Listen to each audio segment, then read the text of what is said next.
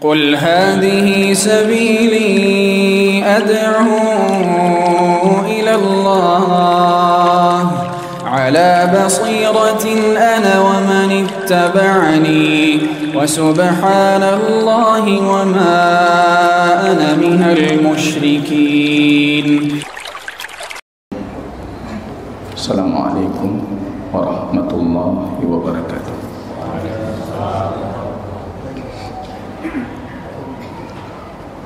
الحمد لله رب العالمين، نحمده ونستعينه ونستغفره ونعوذ بالله من شرور أنفسنا وسيئات أعمالنا، من يهده الله فلا مضل له ومن يضلله فلا هادي له.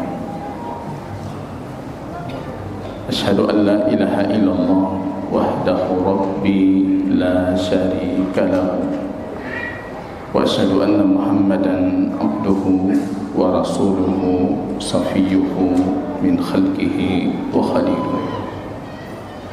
عباد الله، أوصيكم وإياي بتقوى الله، فقد فاز المتقون، حيث يقول ربنا جل شأنه في محكم تنزيله: يا أيها الذين آمنوا اتقوا الله حق تقاته ولا تموتن إلا وأنتم مسلمون. Kaum muslimin dan muslimat sidang jamaah salat maghrib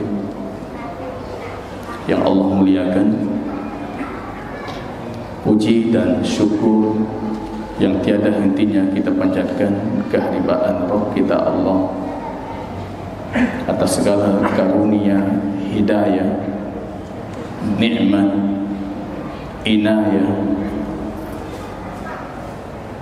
karunia Islam yang lebih utama, karunia iman, karunia atas ketaatan,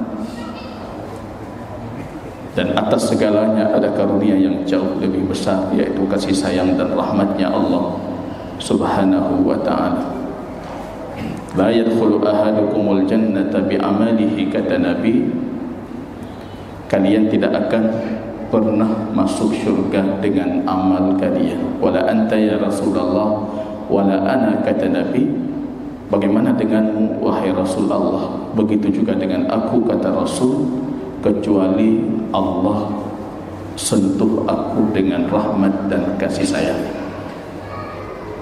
Jadi kita terus berada dalam rahmat kasih sayang Allah.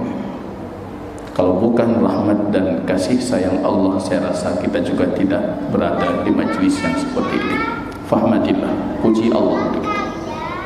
Salawat dan salam kita doakan kepada Allah agar senantiasa mencurahkannya ke Habib kita baginda Rasul sallallahu alaihi wasallam. Kembali kita lanjutkan dengan izin Allah subhanahu wa ta'ala, masih menjelaskan hadis pertama dari kitab yang kita susun, yang kita namakan dengan Ummahatul Abwab min Hadyi Sayyidil Ahbab.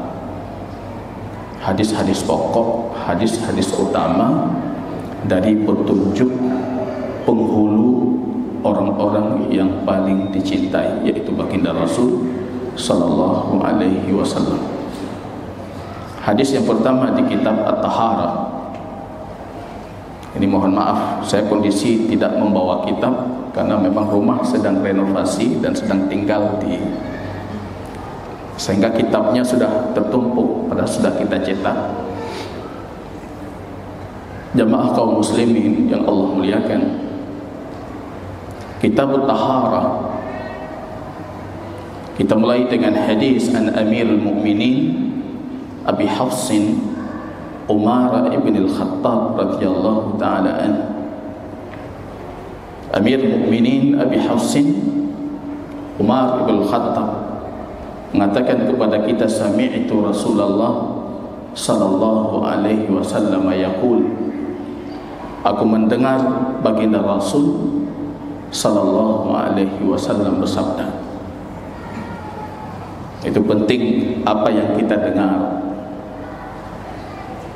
penting apa yang kita lihat jemaah.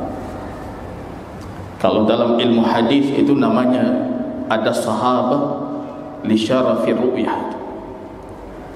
Dia dikategorikan sahabat bukan karena masuk Islam berjumpa dengan Nabi dalam kondisi mukmin, tapi karena dia pernah melihat baginda Rasul. Yang dimaksud adalah sahabat-sahabat kecil yang masih belum baligh atau baru lahir dalam kondisi bayi pernah berjumpa dengan baginda Rasulullah. Itu melihat saja sudah memposisikan mereka di posisi kemuliaan. Jadi apa yang kita lihat, apa yang kita dengar, apa yang kita bicarakan, itu muhasabun indallah, itu akan jadi pertanggungjawaban kita di sisi Allah. Umar ini mendengar khutbah Nabi. Hadis yang sudah saya sampaikan mukaddimahnya, innamal a'malu binniyat. Apa hubungan taharah dengan niat? Tentunya tidak perlu kita jelaskan, hubungannya erat sekali. Kalau dari sisi ibadah dan fiqh, niat itu adalah syarat sahnya amal. Kalau dari sisi tazkiyatun nufus, seolah-olah begini da'bul muallifin as-salihin, tradisi orang-orang saleh, tradisi para ulama kita ketika berbicara tentang taharah selalu memulai dengan taharah al-qalb, mensucikan hati dulu. Belajar dengan hati yang tidak suci, beribadah dengan niat yang tidak ikhlas, ibadah kita sama seperti tidak ada, bahkan bisa menjadi petaka dan dosa. Maka penting taharah ini, penting mensucikan dalam, tazkiyatun nufus, sebelum kita mensucikan zahir dengan berwuduk atau mandi, bersuci zahir yang lain. Hadis Amirul Mukminin, itu orang pertama kali dinamakan Amirul Mukminin, Umar ibnu Khattab. Sepeninggalan baginda Rasul diganti kepemimpinan oleh Abu Bakar As-Siddiq. Akidah Ahlus Sunnah, urutan sahabat itu sesuai dengan urutan kekhalifahan.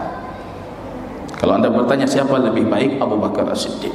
Yang kedua lebih baik Umar ibn Khattab.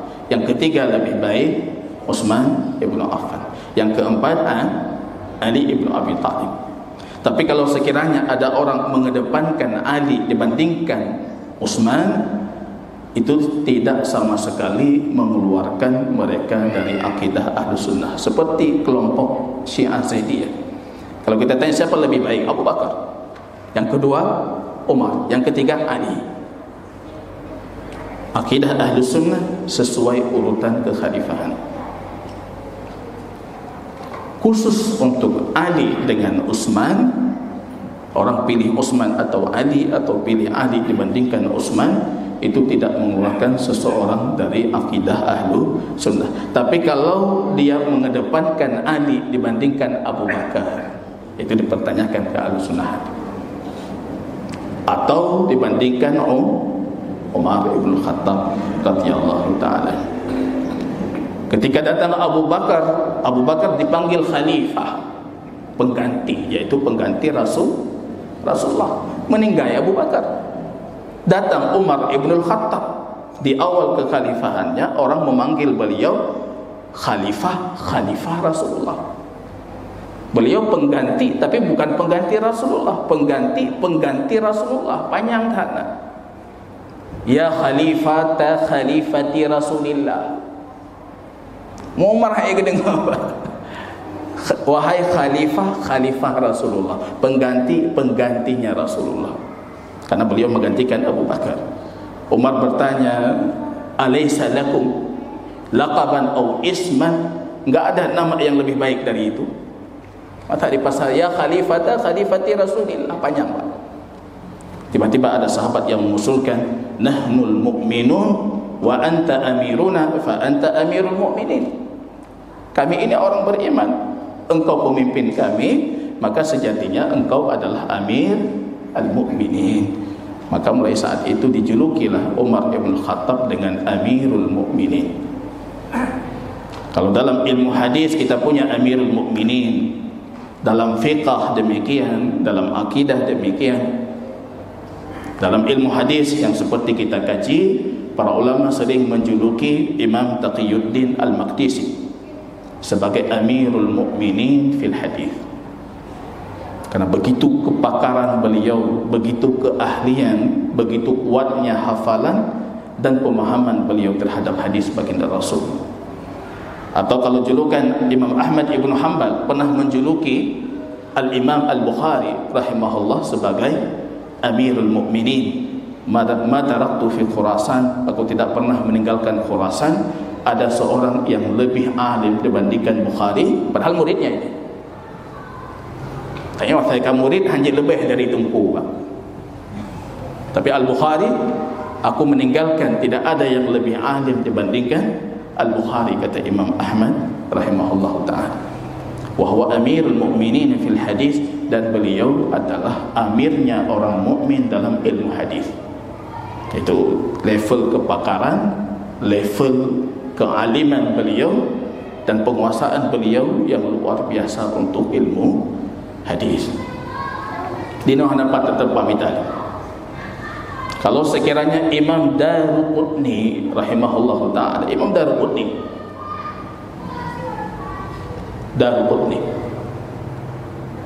mutaqaddimin, punya banyak karya dalam ilmu hadis.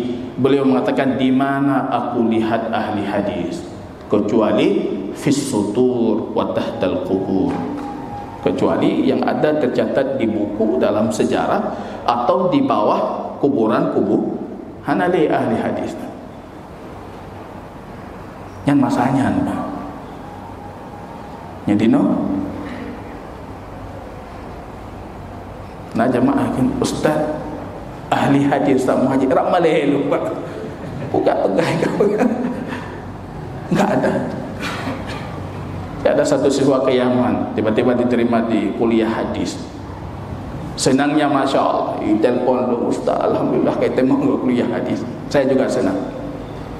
Dan mengatakan itu keahlian yang hampir tidak ada ahli, terutama di tempat kita itu, ilmu hadis. Pakar terhadap hadis, hifdzan wa dirayah. Ada yang hafal tidak punya dirayah, ada yang punya dirayah kurang hafalan. Salah satu sahabat kami di negeri Yaman dulu, Masya Allah, beliau kalau Quran jangan tanya lagi, kutubus sittah beliau hafal, riwayatannya. Kami tanyakan ini selesai kutub sittah itu 6 dari Sahih Bukhari, Sahih Muslim, 4 kitab sunnah dihafal luar kepala. Ini mau hafal lagi Musnad Imam Ahmad berapa? Saya menunggu itu dah jarak 15 tahun mungkin. Kita meninggalkan Yaman atau 10 tahun lebih. Seharusnya sudah jadi ulama besar. Tapi saya rasa Allah memang memberikan kita bagian-bagian jatah-jatah. Nampak kuat hafalan, tidak sebegitu hebatnya di pemahaman barangkali. Menghafal luar kepala, Pak. Pernah dalam satu majlis kami bertanya, ya Syekhana, coba sebutkan hadis itu. Ya, baginda Rasul sallallahu alaihi wasallam memerintahkan kita menikahi wanita perawan supaya engkau bermain dengannya, bercanda, dan dia bercanda denganmu, kata Nabi, tudaibuha wa tudaibuk. Disebutkanlah dari kitab-kitab yang tidak pernah kita dengar, dengan jalur-jalur hafalan yang luar biasa. Rupanya satu hadis sederhana itu, ketika beliau kumpulkan dengan hafalan, dengan jalur-jalur dari baginda Nabi, itu menjadi ilmu yang luar biasa. Banyak sekali lafaz. Maka ada satu yang menarik, baginda Rasul mengatakan supaya engkau bisa menggigitnya dan dia bisa menggigitmu. Itu alasan menikahi wanita perawan. Dah nak mufum ya, Pak. Urun lebih mufhum. Cuman yang dalam hadis lagi. Begitu hebatnya ilmu hadis, hifdzan wa dirayah. Udah hilang Amirul Mukminin fil hadis, enggak ada apa. Dak nanya ke ada tim. Nyakan teknik kedokteran pelampeng. Sama aja tunjuk baron tapi ke dokter je. Yang depu lagi nya hanun terima dari awal. Ini jamaah kaum muslimin, kita butuh warisan a'immah, ulama-ulama kita ini ada estafet keilmuan yang berlanjut. Anak-anak kita tanya, kemarin saya cerita bagaimana ulama-ulama yang kibar fisin berangkat belajar dalam kondisi umurnya sudah dewasa. Ada yang mulai 40 tahun, ada yang mulai 60 tahun, masuk Imam At-Tirmizi rahimahullah dan banyak a'immah. Tapi Allah berkahi umur mereka. Jadi enggak ada kapan kita mulai, yang penting mulai bismillah. Ya. Ada yang umur 60 tahun baru belajar, rupanya Allah kali ditambah 60 tahun itu. Serta 20 tahun baru menikah. Dengan ilmu yang dia sebarkan. Imam besar as-Saqqaf dalam mazhab Syafi'i. Ini jamaah kaum muslimin rahimani wa rahimakumullah. Kita kembali ke hadis. Hadis innamal a'malu binniyat. Kalau kata Imam Asy-Syafi'i, sepertiga ilmu itu berkutat di hadis ini. Atau dalam satu riwayat dari beliau 70 pembahasan fikih atau bab fikih. Itu bukan maksud menyebutkan angka maksimal, tapi minimal 70 bab fikih. Dan para ulama kita sepakat seluruh bab fikih tidak bisa lepas dari niat. Dibuatlah kaidah al-umur bimaqasidiha, segala sesuatu tergantung maksud dan niatnya. Kaidah fikih ya. Yang pertama dari 5 kaidah mayor, kaidah besar, al-qawaid al-kubra. Kaidah fikih yang pertama itu al-umur bimaqasidiha, segala sesuatu dihitung atau tergantung dengan niat dan maksudnya. Nah, ilmu ini juga saya sederhanakan. Ada satu kitab sudah saya keluarkan dalam bahasa Arab, tapi judulnya Al-Qawaid Al-Asasiyah fi Mabadi' Al-Ulum Syari'iyah. Itu 5 cabang ilmu: usul fikih, ilmu hadis, qawaid fikhiyah, dan qawaid tafsir. Saya ringkas, Pak. Lupa gajik ke tertubuh kaidah. Ini ringkasan semua kita baca. Kajian kita ini Ummahatul Apa itu paling ringkas. Sabuh pembahasan, sabuh hadis. Cuma yang trip Pak terjelaskan Pak muro-muro. Saya ringkas itu jadi qawaid al-asasiyah. Sehingga talibul ilmi ketika belajar 100 kaidah itu setidaknya dia sudah menguasai 4 ilmu alat. Pisau bedah ada. Jangan sampai jadi dokter hana pisau bedah. Habis pelajari yang hana dikit, Pak dikit. Nah, ini jamaah kaum muslimin rahimani wa rahimakumullah. Niat penting sekali. Kalau berulang-ulang kita kaji niat itu tidak rugi, saya rasa. Terutama saya sendiri, saya tidak pernah merasa rugi ketika berbicara tentang niat. Karena ketika saya kembali nanti saya berpikir niat ketepat wahana. Laisa kal ilmil qat. Enggak ada yang sebanding dengan ilmu kalau niatnya lurus. In hasunat an-niyah. Enggak ada yang seperti ilmu kalau niat kita lurus. Enggak ada.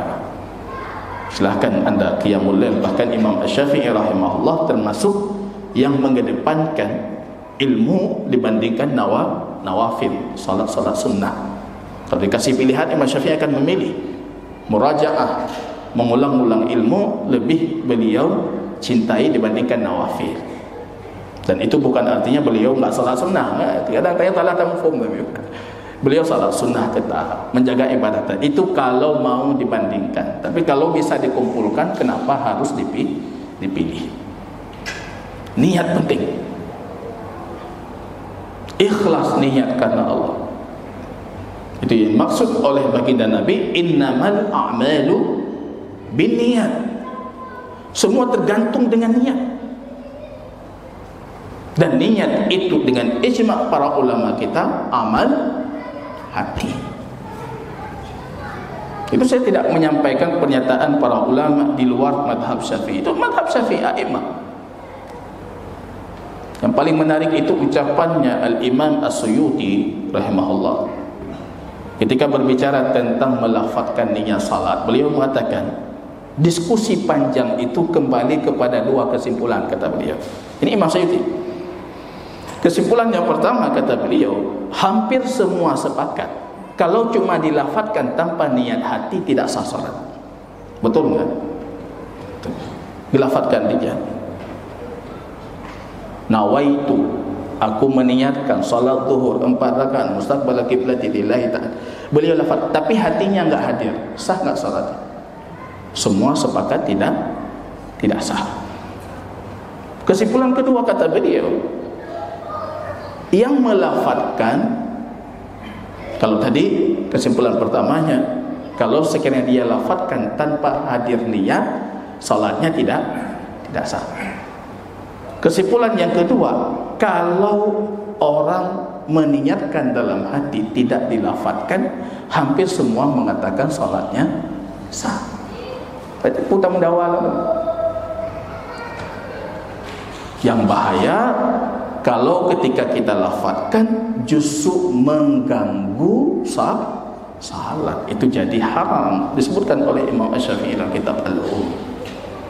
Imam dalam kitab Ad-Durar Al-Mudhiyah, Imam Syaukani itu bahasa mengatakan itu wiswasnya syaitan kepada orang-orang yang tidak punya ilmu.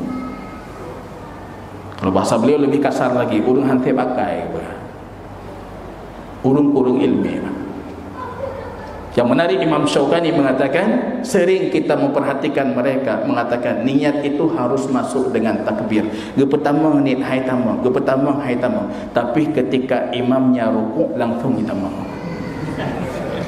Lu nangan lagi yang Pak. Ini bukan olahan, ini betul ini. Saya kuliah matang di Sukabumi. Allah. Urung biru lu kampung lu. Hana hitamam. Tanya tak semayang sampai ke degi depannya bukan. Nyaji lu pertama pakai. Allah. Hana itu bang kena rukuk bruh itu. Itu disebut oleh Imam Syaukani dalam kitab Ad-Durar. Dia mengatakan itu wiswasnya syaitan. Coba bayangkan kalau dia tidak dapat Al-Fatihah, mana dapat salat? Khidajul khidaj, cacat salatnya, cacat. Enggak salat. Kalau dia tidak dapat takbiratul ihram, dia sudah menghilangkan keutamaan. Kalau 40 takbir dapat dengan imam, Anda dibersihkan diri Anda dari sifat kemunafikan. 40 ke takbir mesambung mau imam, hana putung 3 apa. Kami ketika menuntut ilmu pernah mencoba itu. Rupanya bantruk lehepluh si kurung kau mendengut. Banjaga kali hidung semayang. Karena azimah harus dapat 40 kali, sewa teksi. Minta teksi berangkat juga. Minta 4 masjidnya kalau semayang.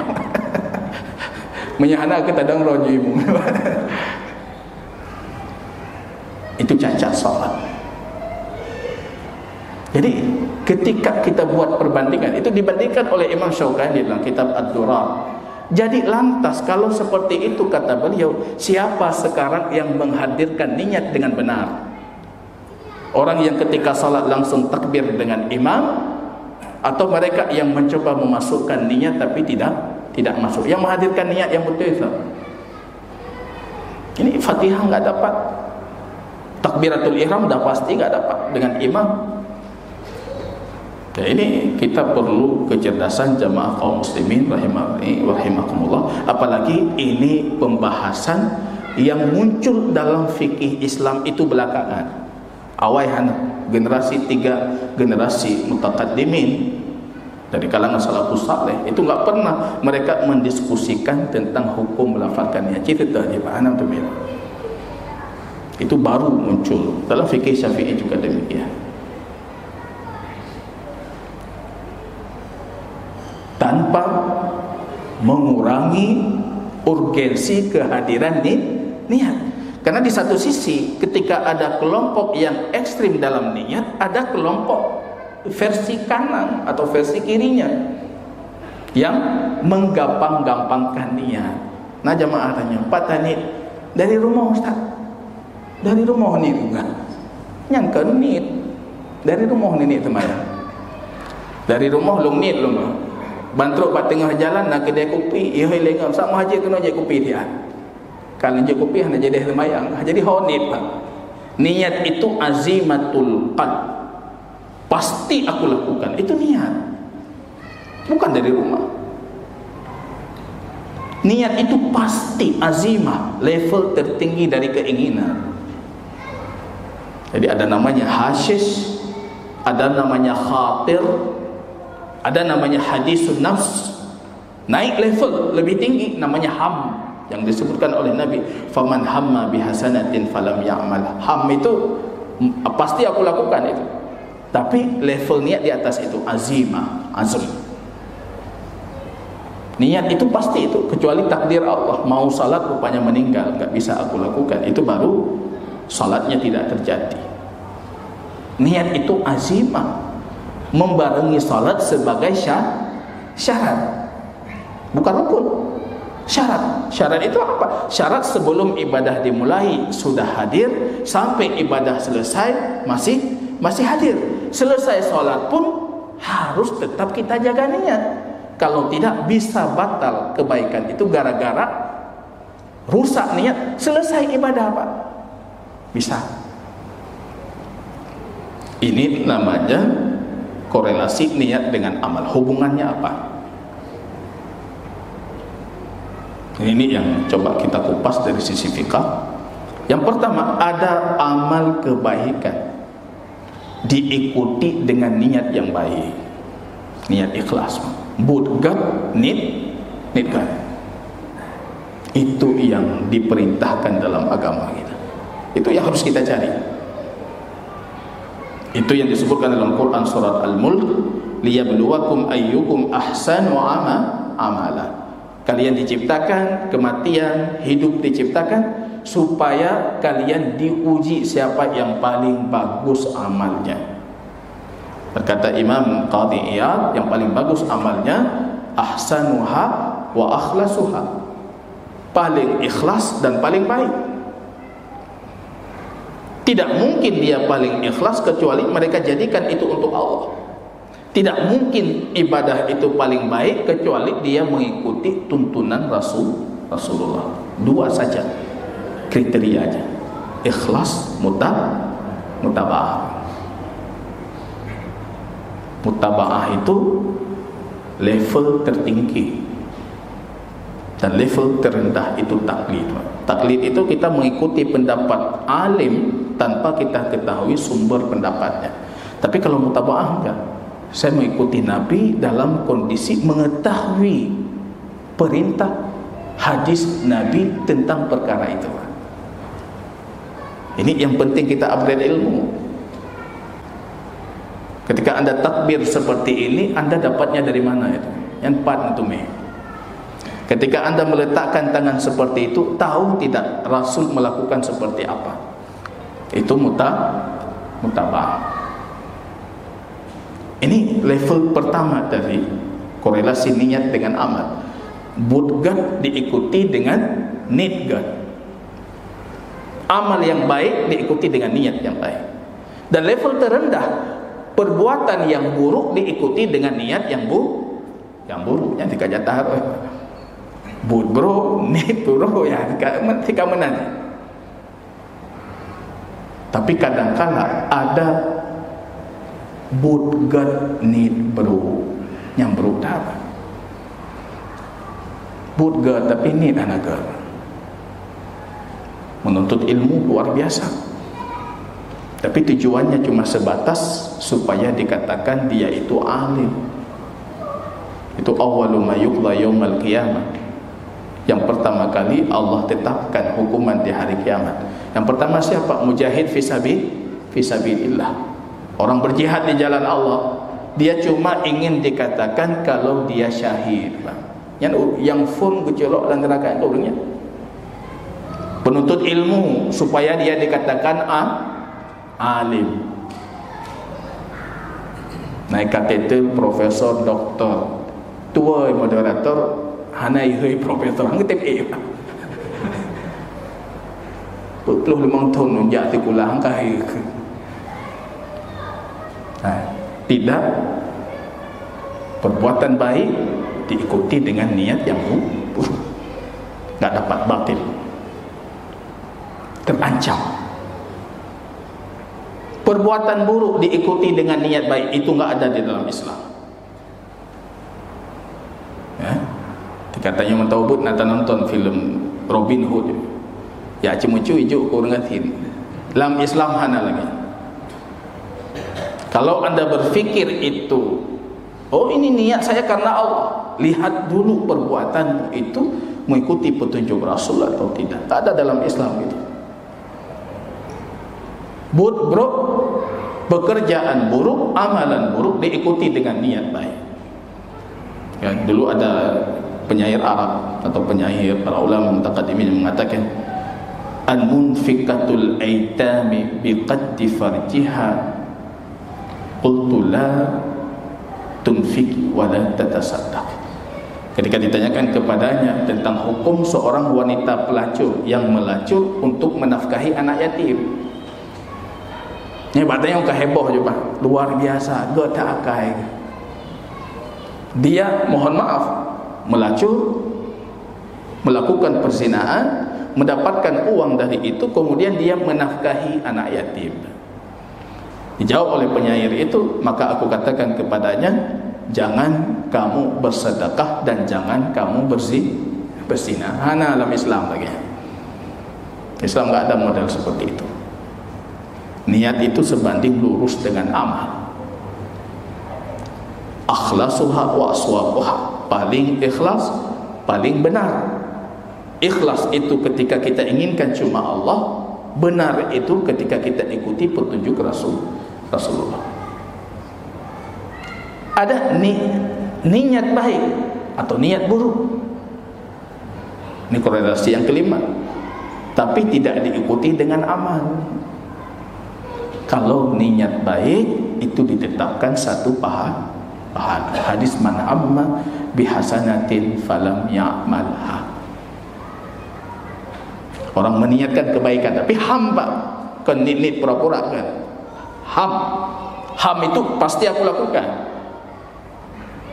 Tapi tiba-tiba qadar Allah. Ada yang kemarin dengan kelapangan yang Allah berikan, dia beli tiket haji furada, jadeh kerja haji, Pak. Tika jadeh, Pak. Nalung-lung kali ke salam, lalu ke maaf tak muhajir.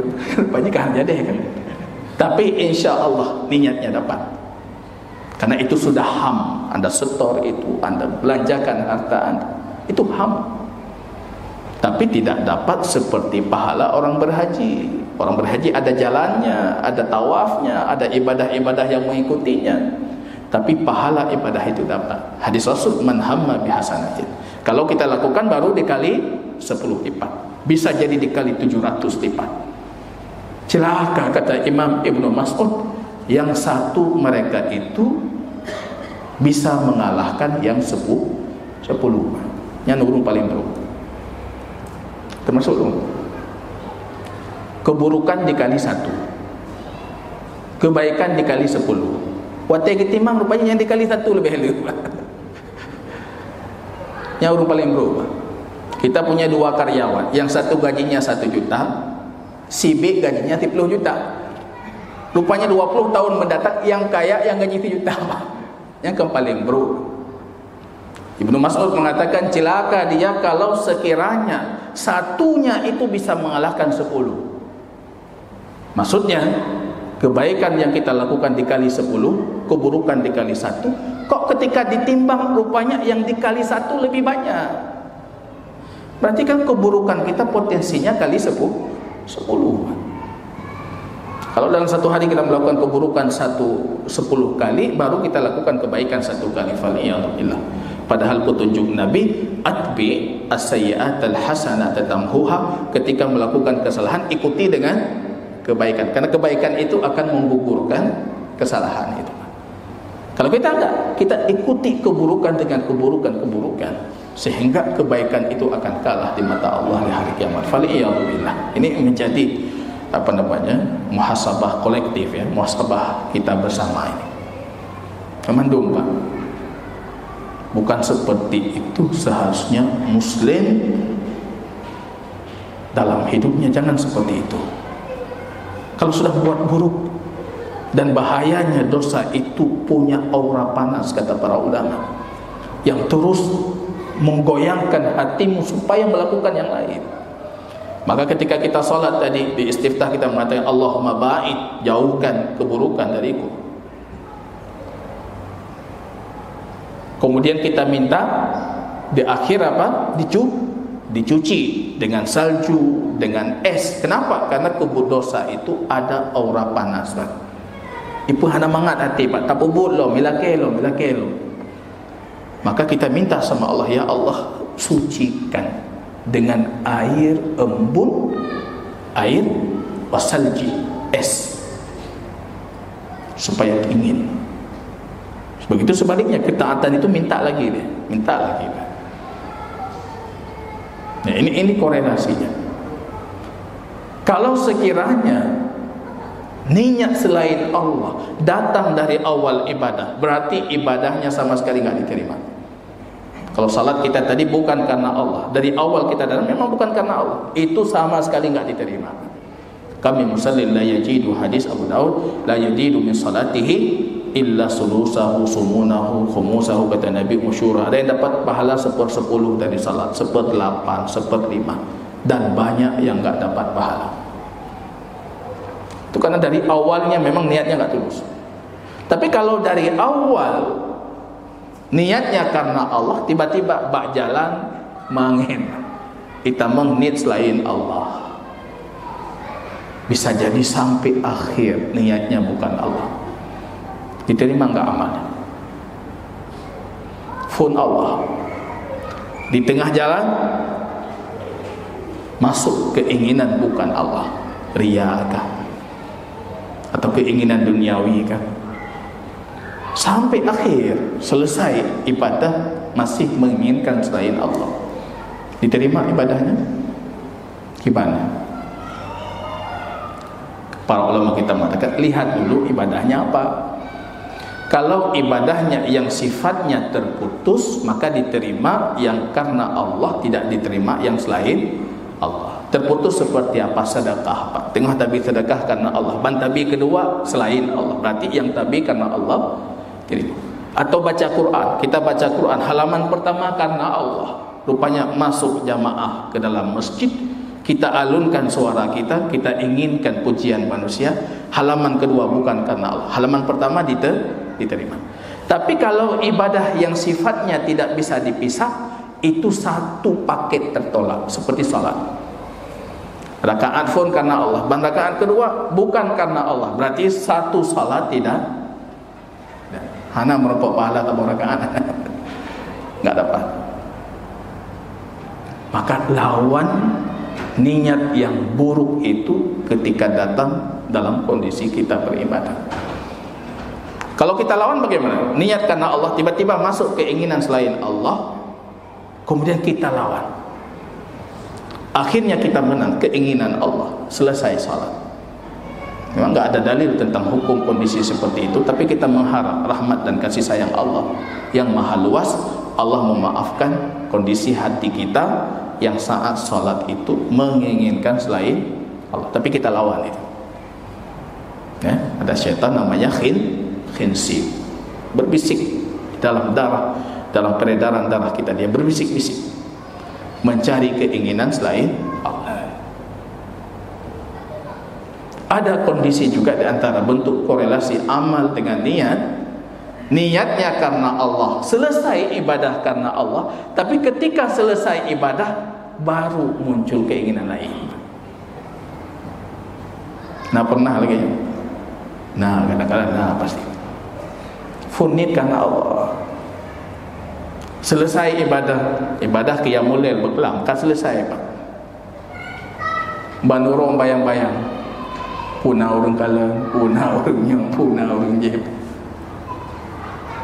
Kalau memang kita cari untuk memamerkan ibadah, masuk ke dalam kategori sum'ah. Sama dengan riya hukumnya. Kita mencari, kita mempublish ibadah kita. Tapi kalau kita tidak publish, urung itu pukeroi Pak. Orang tahu, dipuji atas itu dan kita tidak terpengaruh dengan pujian mereka. Apa kata Nabi dalam hadis At-Tirmizi?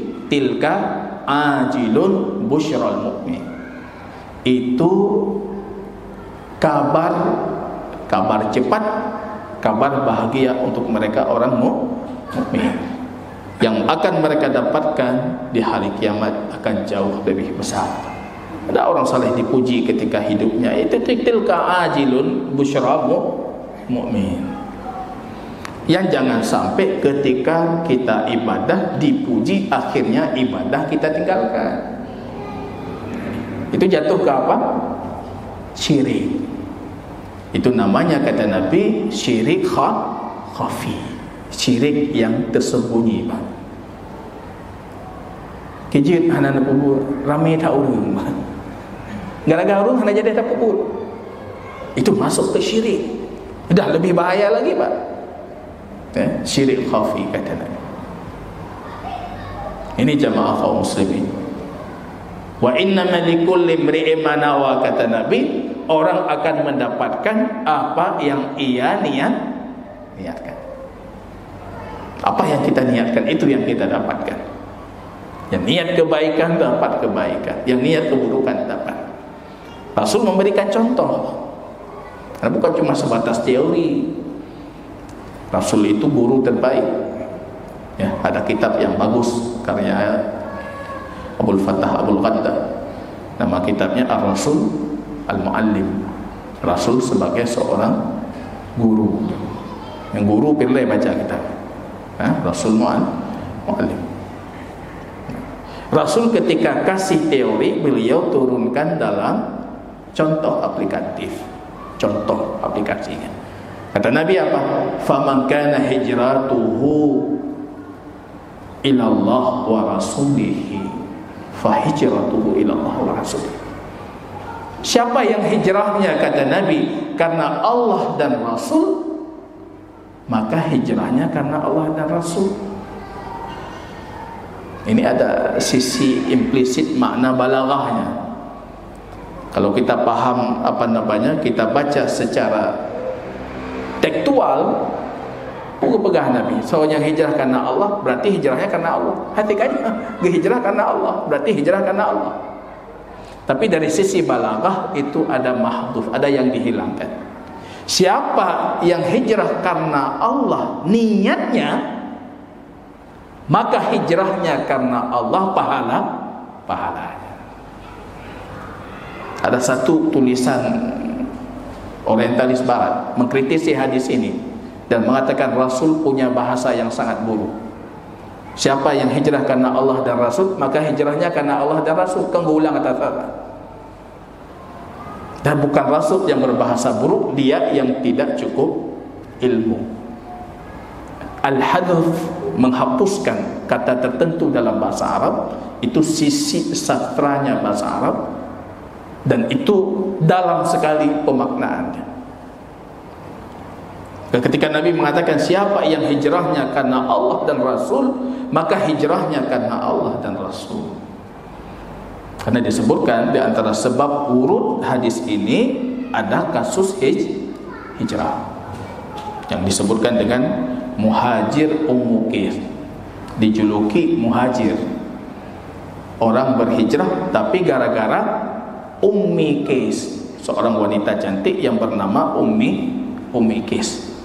Secara sanad riwayat Muhajir Ummu Qais yang disebutkan oleh Abdullah ibn Mas'ud itu sahih. Tapi menjadikan hadis itu sebagai sebab adanya hadis innamal a'malu binniyat, itu tidak ada riwayat. Itu tidak sahih.